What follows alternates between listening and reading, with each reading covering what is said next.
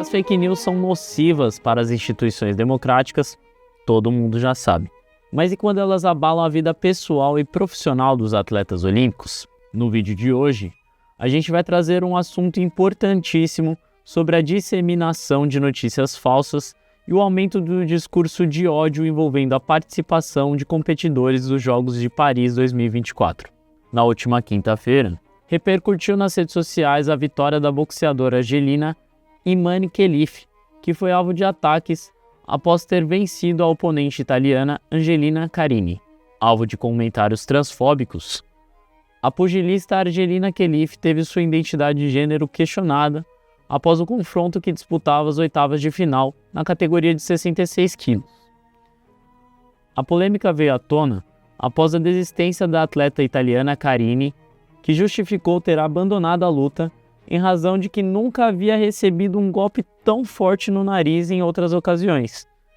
Embora seja uma mulher cisgênero, rumores de membros do governo italiano espalharam a mentira de que a argelina seria um homem e, por isso, sua vitória deveria ser invalidada. O ministro italiano do esporte, Andrea Bodì, teria alegado que as Olimpíadas deveriam garantir uma igualdade de condições, dando a entender como se o combate entre Argélia e Itália não fosse justo o suficiente. A informação, no entanto, foi desmentida pelo Comitê Olímpico da Argélia. Ainda assim, o boato mentiroso de que Khelif era uma pessoa trans se espalhou nas redes sociais e a atleta virou alvo de diversos ataques de internautas. Essa narrativa falsa teve início ainda no ano passado, quando a Associação Internacional de Boxe, a IBA, desclassificou a argelina, pois ela teria descumprido os requisitos de acesso às categorias femininas do Mundial da modalidade de boxe. Os motivos dessa recusa, assim como os resultados e testes da IBA, nunca foram divulgados. O COI, no entanto, não reconhece as decisões da IBA desde 2019 e, por isso, manteve a participação da lutadora argelina para essa edição de Paris. E para que nós possamos entender como essa repercussão é violenta e o modo como ela é nociva para a integridade física e mental de Khelif, assim como para todas as outras atletas da modalidade feminina, conversamos com Valesca Vigo Francisco, doutora em Educação Física e Esporte pela Universidade de São Paulo. A primeira coisa que acho que é importante a gente pensar é que a extrema-direita construiu uma história sobre ela, de que ela é uma atleta trans, né?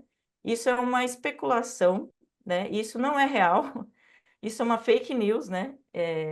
Isso é uma fake news para confundir realmente, né? Vamos lá, né? O que eu estava pensando durante a pesquisa, que eu fui trabalhando sobre a participação de atletas trans e atletas com variação intersexual, né? Ao longo da pesquisa, eu fui vendo o seguinte, né? Só existe essas duas pessoas, né, para a medicina, para o sistema jurídico, porque existe uma ideia de normalidade, né? Então, o que era a normalidade, né? Então, que aí eu vou colocar lá no título da minha pesquisa, são as mulheres legítimas, e eu vou colocar entre aspas, né? Porque a mulheres legítimas, né, é uma construção teórica, né, que se dá em especial lá no século XVIII, né, que vai se pensar uma mulher biológica, o que é importante aí para a gente colocar, né, que atravessa o esporte, né. Antes do século XVIII, a gente nem tinha uma perspectiva, né, de órgãos definidos como femininos, né. Então, eu vou tentar primeiro, como é que começa isso lá no século XVIII, e vou tentando trazer para para pensar como é que isso é lido pelo esporte, né? Tem uma ciência que é ocidental, né? É importante marcar, que vai construindo essa ideia, né? Vai marcando. E aí, como é que as gestões olímpicas, né? Ou mesmo ali os dirigentes das federações, vão usar dessa perspectiva científica, né?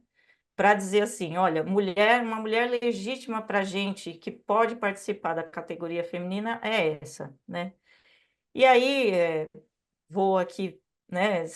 Eu faço uma pesquisa histórica, né? Então, eu começo lá em 1900, que é quando começa a categoria feminina, e vem até os dias atuais, né? Então, é muita coisa ali para deixar aqui, né? Mas o COI, em especial, e as federações, eles vão entendendo que essa mulher legítima, ela precisa ter uma organização biológica, né? Que ela precisa ter lá no mais para o começo dos Jogos Olímpicos, né? Ela precisa ter ovário, útero, nem assim, ainda não tem exames de imagem, né? Para ter essa ideia, mas já tem, né? Pela anatomia lá no século XVIII se fica se sabendo disso, né? E ali, nesse começo, eles vão lidando com a questão da aparência, né? Então, é mulher quem parece mulher, né? Não sei o que significa isso, enfim, né? Mas vão definindo e delimitando, né, essa imagem do que seria uma mulher. Essa construção ela é feita, como eu disse, no Ocidente. Então, ela vai também lidar com essa aparência das mulheres do Ocidente, né? Essa ideia ela é construída na Europa, principalmente, né? Na França, Inglaterra, os intelectuais são desses lugares, né? O que uma mulher legítima, as mulheres que são consideradas não mulheres, né? Dentro da minha pesquisa, aí eu tenho pelo menos quase 10 atletas, todas são do sul global, elas são do continente africano, ou elas são indianas, né? Ou elas têm indianas africanas, agora, né? Novamente, né? A boxeadora que tanto a gente está falando, né? Da Argélia. Então, são sempre mulheres não ocidentais que o COI ou as federações entendem como não mulheres, né? Isso só está acontecendo na categoria feminina. Isso é muito importante. Por que que a gente não faz o mesmo na masculina? É aí que a discriminação aparece, né? Sim. Por que que a gente olha para o Michael Phelps, por exemplo, e ele tem uma síndrome chamada síndrome de Marfan, né? Onde os membros são mais alongados, né? Mãos e pés e tal, e ele fica com um pé que parece um pé de pato, né? Isso Sim. ajuda muito a nadar. Por que que a gente não está, então, dizendo assim, olha, ele tem uma vantagem, né? A vantagem dele é natural, né? Aí, quando chega na categoria feminina, a vantagem é uma aberração. E quando é vantagem, né? Muitas vezes não tem nenhum tipo de vantagem ali, né? A gente tem atletas com variação intersexual e trans que não estão vencendo provas, né? Então, ó, por exemplo, né, a própria boxeadora Argelina, vou pegar o caso dela, então já era para ela participou dos Jogos de Tóquio, né? Era para ela sair com os dos Jogos de Tóquio com a medalha de ouro, né? Pois é. Então, como é que você explica que ela não saiu dos Jogos de Tóquio? Porque se ela, assim, né, tem esse superpoder, como é que ela não saiu dali, né? O que está aparecendo é o seguinte, né? Em algumas fontes jornalísticas, né, de que ela teria uma testosterona elevada e que ela teria o cromossomo XY.